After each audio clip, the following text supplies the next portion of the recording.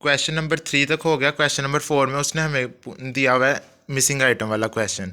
उसने हमें सारा कुछ ये ओपनिंग एंडिंग दिया हुआ है, लेकिन सिर्फ जो फिनिश गुड्स है ना वो एंडिंग इन्वेंट्री नहीं दी हुई है, हमने खुद फाइंड करनी है। उसके अलावा ये बीच में supplies purchase, cost of goods sold, raw material, ये सारा कुछ दिया हुआ है। उसके बाद नीचे उसने ये भी बताया हुआ है कि 4250 हमारे पास डायरेक्ट लेबर आवर्स थे और ये उसने काम किया। एक दफ़ा क्वेश्चन पढ़ लेते हैं। Account balances finish good opening दी हुई है, एंडिंग नहीं दी हुई। वर्क इन प्रोसेस ओपनिंग दिया हुआ है, एंडिंग दिया हुआ है। डायरेक्ट मटेरियल ओपनिंग एंडिंग दिया हुआ है, इनडायरेक्ट मटेरियल ओपनिंग एंडिंग दिया हुआ है। उसके बाद उसने ट्रांजैक्शन बताइए कि हमने मई में क्या कुछ किया है। हमने जो सप्लाईज़ है ना वो परचेज़ किया है 16,500 रुपये की। सप्लाईज़ मतलब हमने जो सा फैक्ट्री में यूज़ होने वाली जो चीज़ें हैं ना वो हमने खरीदी हैं। उसके बाद कॉस्ट ऑफ मटेरियल सोल्ड हमने वो निकाली हुई है। रॉ मटेरियल परचेज है वो हमने देखा है कि हमारे पास कितना है, 1,05,000 रुपये का रॉ मटेरियल हमारे पास आ गया है। ये हमारे पास कौन सा रॉ मटेरियल है? डायरेक्ट मटेरियल का। जो डायरेक्ट मटेरियल ऊपर उसने दिया हुआ है ना ये ओपनिंग हम इसमें ऐड करेंगे। उसके बाद उसने दिया हुआ है इनडायरेक्ट लेबर। इनडायरेक्ट लेबर हमारी FOH में जाती है। इनडायरेक्ट लेबर जो होगी ये फैक्ट्री के एक्सपेंसेस हो गए, ये सारा कुछ उसमें factory rent, factory insurance, supplies, इन सब का हिसाब किताब कहाँ जाएगा? FOH जब हम कैलकुलेट करेंगे। उसके बाद ये आगे फैक्ट्री के रेंट आ गया, heat light, factory insurance, sales commission.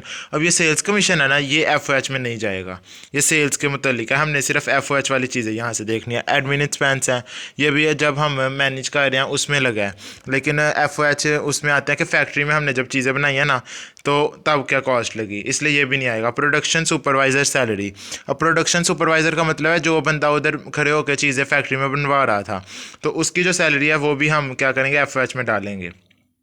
4,250 direct labour और हमने काम किया मई में। लेबरर है उसने क्या किया कि 40 घंटे एक हफ्ते में काम किया है और पे कितना हो रहा है? $22 पर आवर, यानी 40 घंटे काम किया हफ्ते में, एक घंटे का उनको $22 रुपया सैलरी दे रहे हैं। For the regular shift and a time a half for each hour of overtime. यानी वो कहता है कि हम इसका जो आधा है ना वो ओवर टाइम के लिए दे रहे हैं, ओवर टाइम के लिए हम पे कर रहे हैं। Of the 4,250 hours, 250 hours were work, यानी हमने 4,250 पे जितना रेट दिया ना, 4,250 घंटे जब उसने काम किया डायरेक्ट लेबर और लगे, उसमें हमने $22 दिए एक घंटे के। और जब हमने देखा ना कि वो शिफ्ट लगा रहे हैं तो उस पर हमने क्या किया है कि हमने इसका हाफ पे किया है।